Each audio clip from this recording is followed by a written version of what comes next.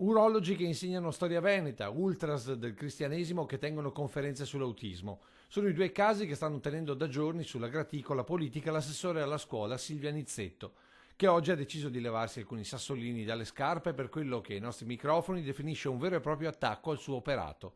Per l'assessore Nizzetto sono tutte polemiche su fatti non solo assolutamente legali, ma anche opportuni, a partire dal tanto ironizzato urologo relatore di Storia Veneta. Io credo che chiunque, voglio dire, abbia il diritto di poter fare delle conferenze in materie in cui magari è preparato perché ha fatto degli studi, comunque degli approfondimenti. Questi sono approfondimenti. È lo stesso concetto di il papà che va in giro giustamente adesso a testimoniare contro il bullismo, per esempio, perché magari la figlia, purtroppo, come abbiamo visto, casi di ragazze che si sono suicidate.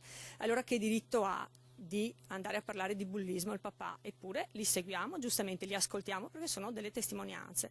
Testimonianze che sono alla base delle sue decisioni per l'altro caso, quello della conferenza sull'autismo gestita, secondo le opposizioni ai 300, da una famiglia di ultras cattolici no gender. Su questa accusa, francamente, io non c'entro, nel senso che non vado a fare l'inquisizione sul pensiero politico-religioso delle persone, perché non è sicuramente un ambito mio.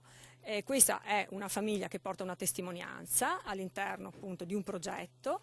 Lei in questo si è spesa come aiuto proprio a far capire qual è la problematica, ma così come testimonianza proprio perché anche loro hanno un figlio autistico. Polemiche che non hanno mai fermato l'operato dell'assessore, oggi concentrato soprattutto sul bullismo. Io sul bullismo ne ho ricevute veramente a decine, ne ho ricevute solo ieri mattina 3, una dietro l'altra, ed erano giustamente appunto genitori, per dire, che hanno avuto appunto problemi e che quindi adesso si fanno portavoce, piuttosto che persone che comunque scelgono di supportare questo tema perché ci credono, perché credono che sia utile oggi portarlo sempre di più in luce.